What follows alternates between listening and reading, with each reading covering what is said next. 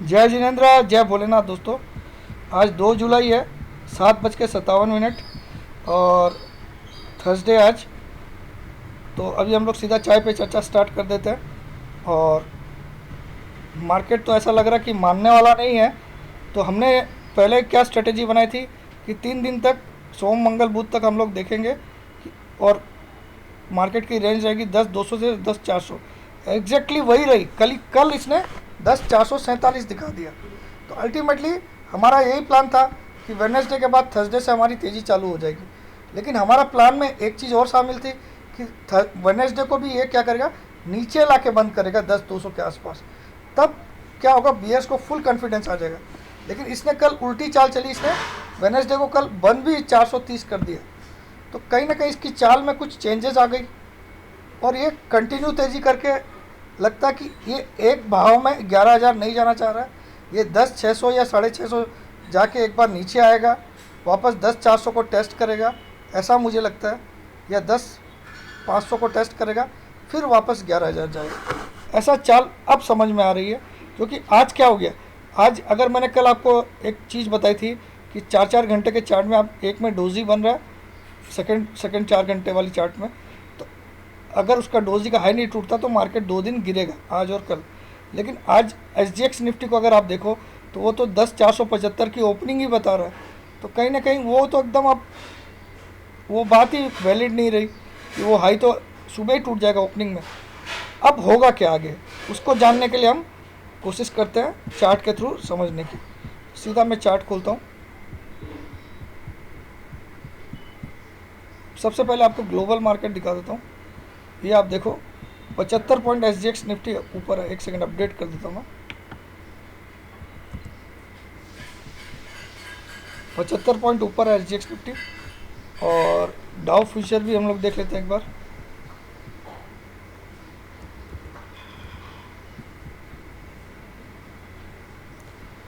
डाउ फ्यूचर अभी 56 पॉइंट ऊपर है, 56 पॉइंट्स।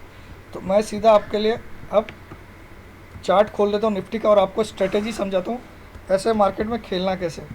दूसरा, उन सब महारथी लोग से सवाल पूछो जो आपको ओपन इंटरेस्ट के नाम पे मूर्ख मूर्ख बनाते हैं अपने चैनल में। उन सारों को एक बार सवाल पूछो, ये ओपन इंटरेस्ट होता क्या भैया?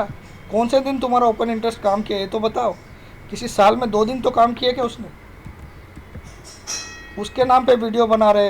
एक डाटा वाला आ गया भाई जी, जो कितने दिन से लोगों को उल्लू बना रहा है। डाटा डाटा, ये देखिए एफआईएस। फिर बोलते हैं आपको सुबह ये भी देखना पड़ेगा आपको कि ग्लोबल मार्केट्स की ओपनिंग कैसे हुई, उस समय ग्लोबल मार्केट्स कैसे चल रहे। अबे तू, तेरा डाटा क्या सजेस्ट कर रहा है ये तो बता।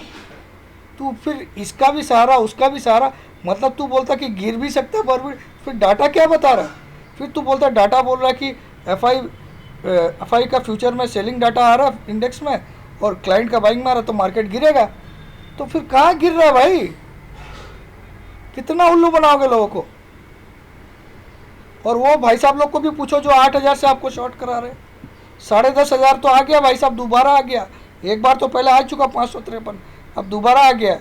अब बता दो भाई साहब कि तुम्हारी कोई एक लिमिट तो होती है कि स्टॉप लॉस की, कि 8,000 से मैं शॉर्ट करा रहा हूँ, मैं 12,000 तक शॉर्ट ही कराऊंगा, फिर एक दिन गिर जाएगा तो बोलूँगा गिर गया, है ना? ऐसा है क्या? तो पब्लिक के पैसे फोकट के है क्या भाई? वो उनके मेहनत के पैसे नहीं है कि जो वो बेचारे पुट ऑप्शन ले लेके बर्बाद कर रहे हैं हर महीने।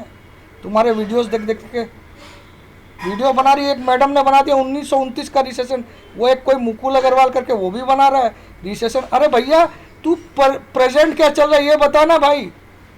मंदी कब आएगी उसको छोड़, 3 महीने से क्या हो रहा है वो देख।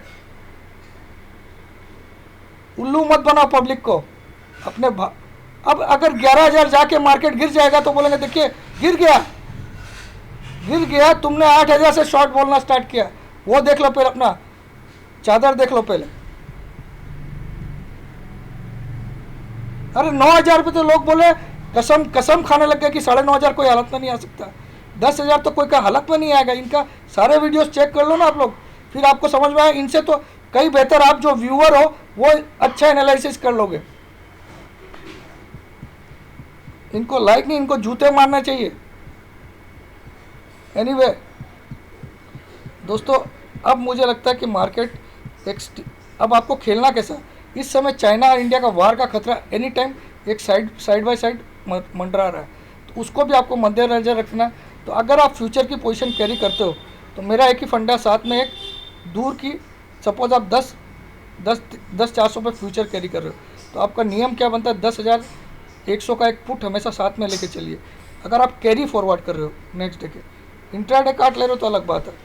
तो उस केस में क्या होगा, अगर सुबह आप उठो और वर्ल्ड वार हो जाए तो आपका पुट आपको एक बड़े लॉस से बचा देगा, क्योंकि हो सकता है मार्केट 1,000 पॉइंट नीचे खोल दे उस दिन, तो आपका वो 300 पॉइंट का लॉस होगा, क्योंकि आपके पास 10,100 की पुट आ गई। और दूसरा एक तरीका मैंने एक सोचा, वो मैं आपको सिखाऊंगा। पहले मार्केट की बात कर लेते हैं, और ये तरीका हमेशा ही काम करता है। तो देखिए, मार्केट अब जिस टीम से चल रहा है, अब मुझे लगता है कि एक बार ये इमीडिएट टारगेट इसका अब 10,650 हो गया 11,000 को। एक बार अभी आप इस रैली में कंटिन्यू मत समझिए, 10,650 के बाद ये वापस एक करेक्शन मार के 10,300 से 400 आएगा, वहाँ आपको दोबारा बाई करना है इसको। तो एक बार तो कंटिन्यूएशन में मुझे लगता है 10,650 तक जा सकता है अभी इस कंटिन्यूएशन में। तो मंदी का तो 10,200 का तो एक बार सपना मैं भूल गया। फिर भी आपको एक स्टॉप लॉस रखना है 10,400 क्लोजिंग बेसिस। 10,400 क्लोजिंग बेसिस आपको एकदम स्ट्रिक्ट स्टॉप लॉस रखना है, क्योंकि क्या होगा, अगर ये वापस नीचे आए तो 10,200 भी आ सकता है। हालांकि 300 पे अब बड़ा सपोर्ट हो गया, अब नीचे का सपोर्ट खिसक के 300 पे आ गया बड़ा, ठीक है। जो 10,040 हमारा स्टॉप लॉस है वो तो रहेगा पूरी सीरीज़ के लिए, लेकिन ये मैं आपको बता देता हूँ।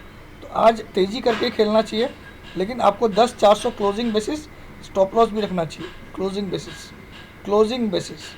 अब आज ये मैं आपको एक स्ट्रेटेजी सिखा देता हूँ, जिससे आपको कभी भी ऐसे माहौल में फ्यूचर कैरी करने के बजाय आप इस गेम को खेल सकते हो।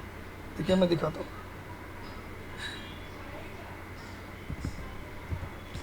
आप इस तरीके को तो मार्केट आज, अब लगता है मुझे ये रैली इसको 10,600 या 650 तक लेके जाएगी, क्योंकि ये रुकने वाला नहीं है। और मैं वहाँ रुकेगा क्यों, इसका कारण भी बताता हूँ।